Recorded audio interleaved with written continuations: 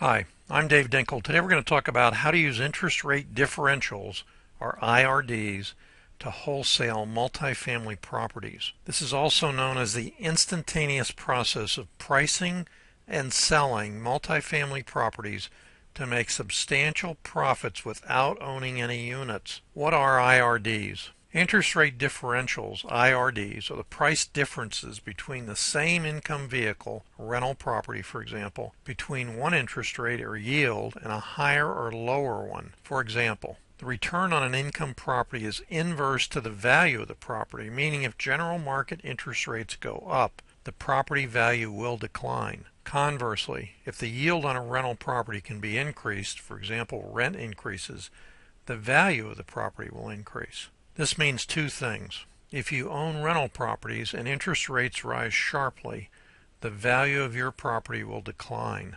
Your inflation and interest rate hedge is raising rents, but that has limitations. But let's ask the question, what does this matter to me as a wholesaler? Let's look at specific examples to better understand your financial opportunity. This is my instant rental yield calculator. The process of making serious money on multifamily properties starts with using a standard method of calculating the cap rate or net income on a rental property. Here's the cap rate. Notice that the income calculator is divided into three sections: calculating a cap rate, cash on cash rental, and a future projection of what yield should be to get a certain price point on the property.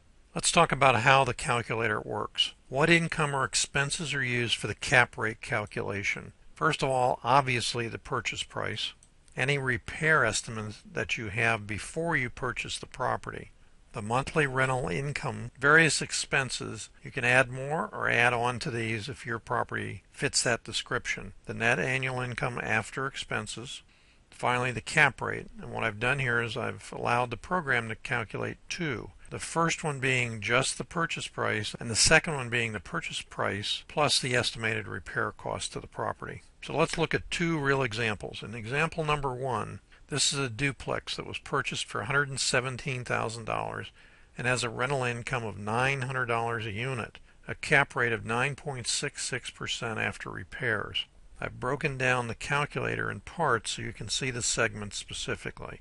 There's the purchase price, $117, and there's the repair estimate. The next part is the income. There's two units, $900 a month on each one. The expenses are, as you see, they're two variables: vacancy rate and management fee. There's the net income on an annual basis after all expenses, $12,844.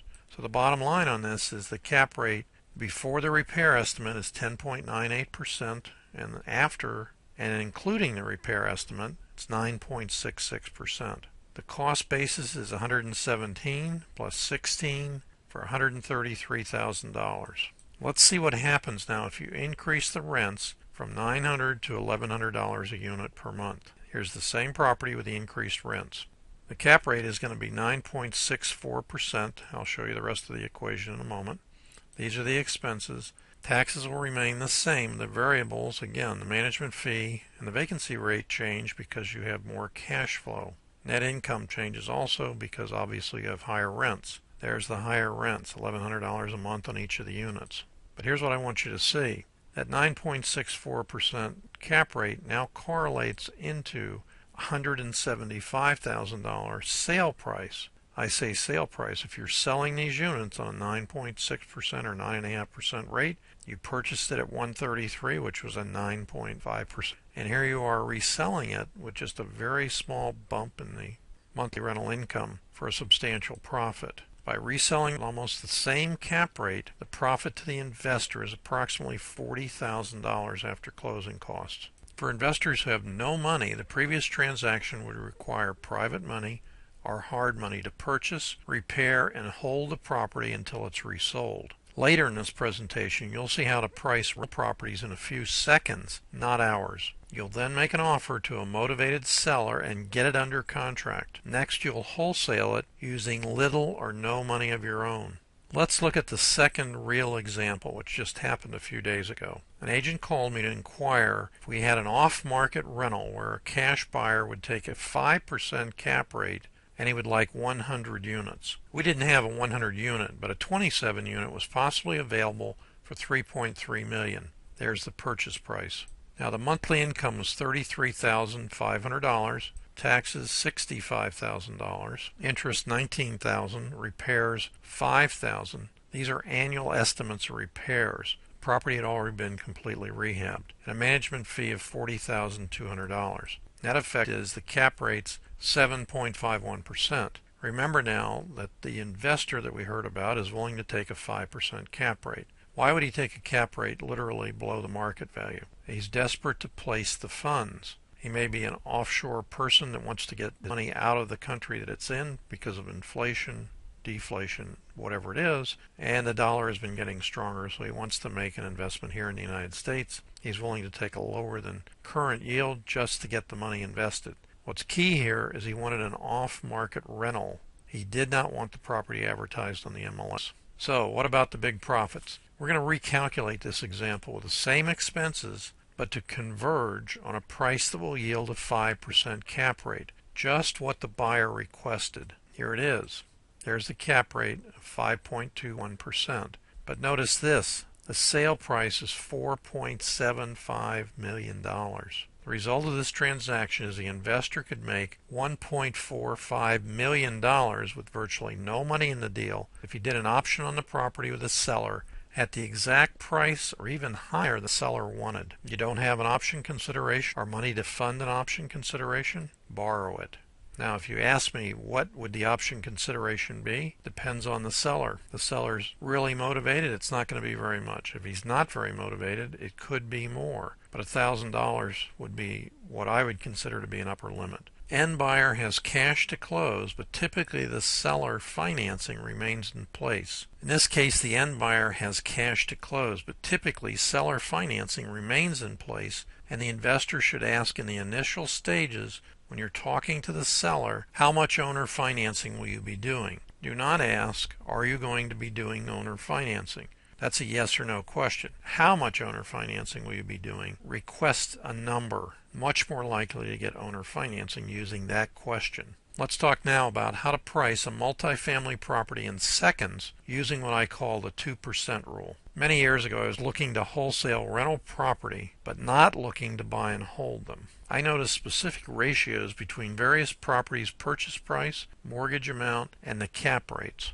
I formulated a simple but very accurate way of finding an offer I should make to a seller and almost immediately what price to reoffer it to a buyer. On the following slides, you'll see this in action and you'll be able to use it in your business. Caution: if your seller, the landlord, is not tired or motivated to sell, go on to the next one or he is wasting your time. So let's look at an example we discussed previously with a gross monthly rental income of $1,800. Your offer to the seller would be $1,800 divided by 2%, which is $1,800 divided by 0.02, it's $90,000. The cap rate at this price should be 14.2% as shown below.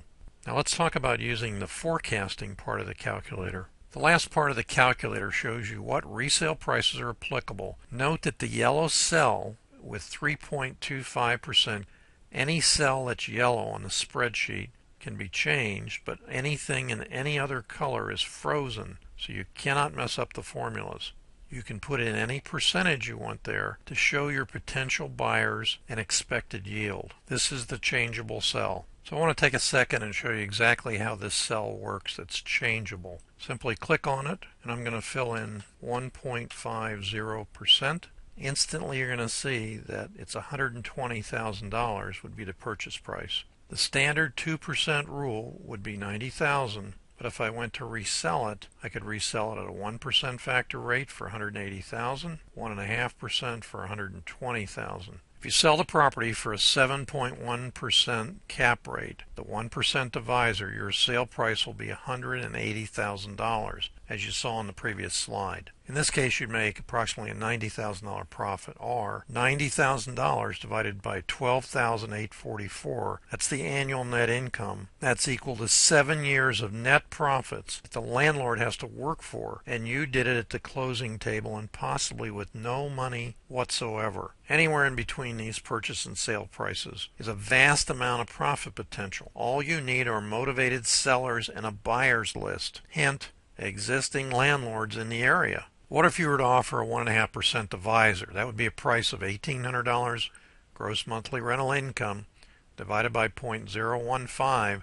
It's $120,000. That's exactly what I showed you on the previous screen capture of the Excel spreadsheet. Here it is. We'll look at it again. There's the cap rate, 10.7%. The wholesale profit is $120,000 minus your $90,000 purchase price is $30,000 profit less closing costs. If you remember, the landlord makes a net profit each year of $12,844, taking care of tenants and toilets on a random basis. There's his net income from the original spreadsheet we showed you. You've taken out approximately $30,000 as a profit divided by his $12,844 annual net profit. That's 2.3 years of net rental income with no tenants, no toilets, no aggravation, and with no money in the deal. Now here's a brief summary of the possibilities of using just 0.25% incremental changes.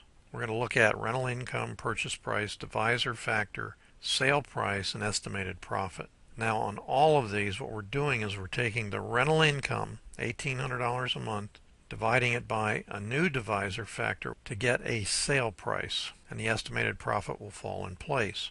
2% divisor, it's not applicable here because that's what we bought it at. Now obviously if we can't buy it for 2%, $90,000, we may have to go up, but you don't have to go to what full market value is, or you can't do this. 1.75% is $12,857 profit. Not bad for wholesaling, but not what I'd like to see you make. 1.5%, I've done this example a couple of times, $120,000 sale price, $30,000 profit. 1.25%, $144,000 and a $54,000 profit. 1%, which yields a net cap rate, if you remember, of I think 7 and change, it's $180,000.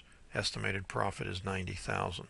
Now if your mind is spinning, you can play this video over again to get it. But if your mind is saying, I can get much better rates than that, it doesn't matter what the rate is. What matters is the differential between what you buy it at and what you can sell it for. So if you offer properly and talk to motivated sellers, which are tired landlords, or landlords trying to get rid of their entire accumulation of properties over many years, you can typically get better prices. Now if you work the wholesale game properly, you're going to put these under contract with an extended inspection period, sell them during the inspection period, or give them back if you can't sell them. Remember, a hint on your buyer's list, already existing landlords in the same area. If they're buyers, they will pay more. If they're not buyers and they're becoming tired landlords, don't fight with them. Go on to the next one. The average landlord stays in the landlording business 3.5 years, which is about 2.5 life cycles on his leases that are in place. Small interest rate differentials can equal massive profits. Here's a quick review of this example.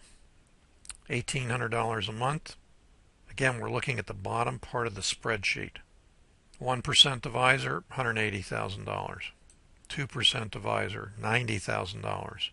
I have to share this with you. I'm doing this video in 2016. It doesn't matter what year it's in. The amounts will change, the rates will change, but the concept is the same. In 2008, 9, and 10, we purchased REOs and short sales, typically at a 3.5% number, which gave us a cap rate of 28 to 30%. So if you're out there pounding your chest and saying, I've got 12 or 15%, not bad, but the reality is you missed out on the big market. Those properties that we sold and wholesaled, we took out gigantic chunks of change, never had tenants or toilets. So it depends on your attitude about what you want to do. The potential profit on this transaction is 1% divisor, $180,000 sale price, or almost $90,000 after closing expenses. The cash on cash yields that are shown above, Not only are they possible, but on the next slide you'll see them actually calculated. You can see here that at $90,000 your cash on cash is 37% return. Why is that? Because you're only putting down a small amount of money, 20% of the purchase price. So this is the middle section of the spreadsheet that's used to calculate cash on cash returns. There's the purchase price of $90,000. Down payment is 20%. That's $18,000. Cash return over expenses, $6,976. You have some new expenses you didn't have before, which are the interest payments on the loan. The other expenses are already into your spreadsheet here, though, so they're taken into account. Cash on cash return, 37.76%. So if you want, you can pick up your personal copy of the rental return calculator now and get started making money. You can't do that if you don't make offers. Simply go to www.davedinkel.com/rental calculator. Thanks very much for joining me today, and I wish you limitless success in all you do. I'm Dave Dinkel.